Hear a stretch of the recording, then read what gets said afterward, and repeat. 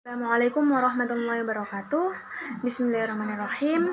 Yang saya hormati Ibu Yuwan Ursulasari selaku dosen pembimbing mata kuliah Strategi Pembelajaran Matematika dan teman-teman Matematika 1 yang berbahagia.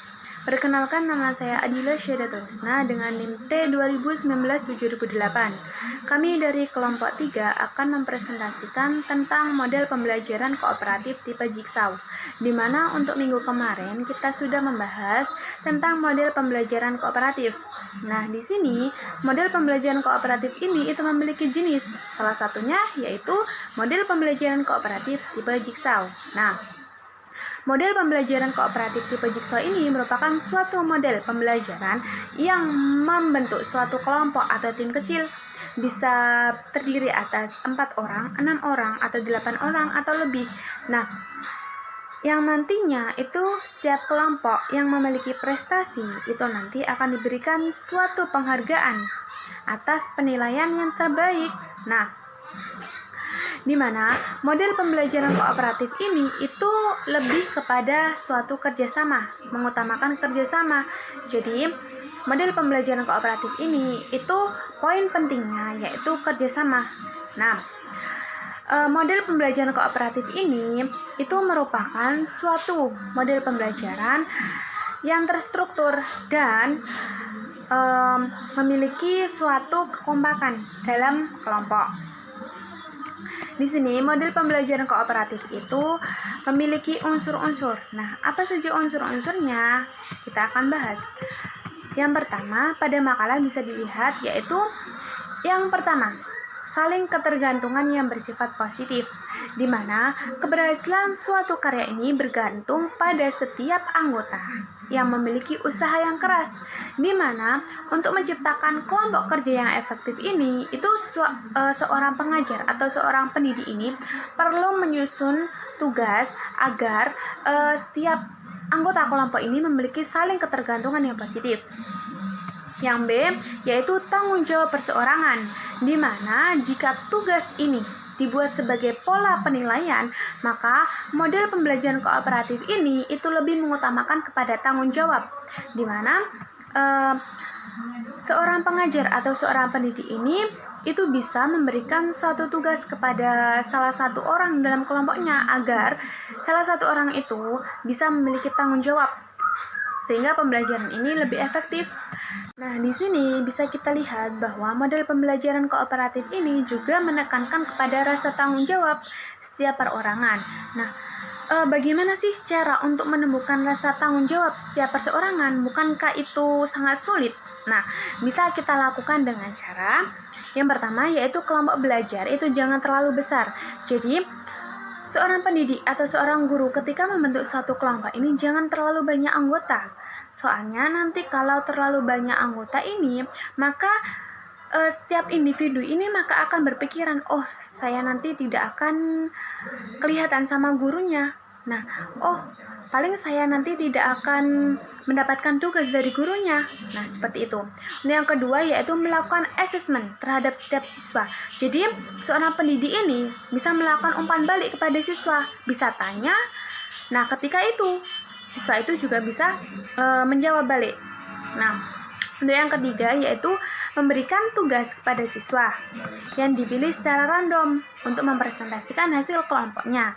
Jadi, ketika siswa disuruh untuk ke depan dan tidak berani, itu memang wajar. Nah, ketika kita sebagai seorang guru, kita bisa mengajak dengan baik-baik bagaimana cara agar dia itu tidak bisa malu di depan. Nah, memang wajar kalau kita takut atau tidak berani untuk maju ke depan kelas, tapi kenapa kita tidak maju ke depan kelas? Kalau sampai segitu terus, maka nantinya kita juga akan tetap seperti itu. Jadi lebih berani dan lebih terampil saja di depan kelas. Nah, untuk yang keempat yaitu mengamati setiap kelompok dan mencatat keaktifan individu. Jadi setiap kelompok ini bisa dibuat satu orang yang mencatat keaktifan individu ini agar kita bisa mengetahui setiap potensi anggota kelompok kita. Nah, Untuk yang kelima, yaitu menugaskan seseorang peserta didik untuk berperan sebagai pemeriksa kelompoknya. Nah, kita bisa memerintahkan satu anggota kelompok kita atau seorang guru bisa memerintahkan satu orang peserta didik ini untuk berperan sebagai pemeriksa kelompoknya. Jadi, semisal guru menyuruh satu orang dari kelompok satu ini, kamu kelompok berapa? Nah, satu kelompok ini ada berapa? Nah, bisa nantinya itu seorang peserta didik yang diajak bicara atau ditugasi oleh seorang pendidik ini itu nantinya bisa memiliki keberanian untuk berbicara. Nah, itu juga sudah alhamdulillah. Nah, di sini yang keenam yaitu menugaskan peserta didik mengajar temannya. Jadi ketika ada seorang peserta didik ini itu sudah paham akan materinya, itu bisa mengajar kepada temannya agar kita itu bisa lebih memiliki tanggung jawab. Kalau kita ini, saya ini sudah paham, berarti saya memiliki tanggung jawab untuk mengajarkan teman saya. Nah, seperti itu. Nah, di sini untuk unsur model pembelajaran kooperatif tipe Jigsaw yang ketiga yaitu tatap muka.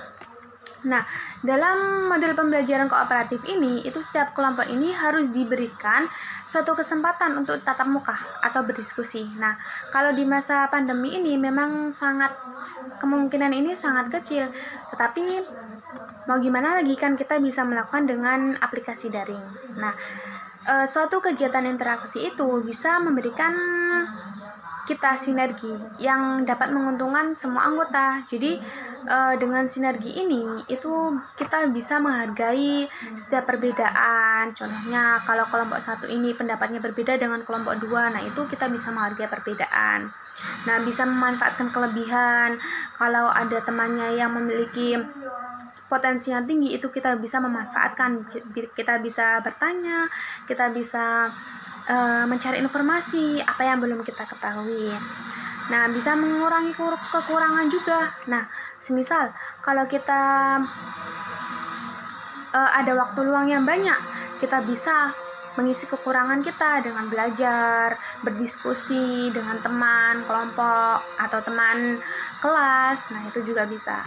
Nah, untuk unsur yang keempat yaitu komunikasi antar anggota. Nah, di sini keberhasilan suatu kelompok itu juga bergantung pada komunikasi atau interaksi dari setiap anggota.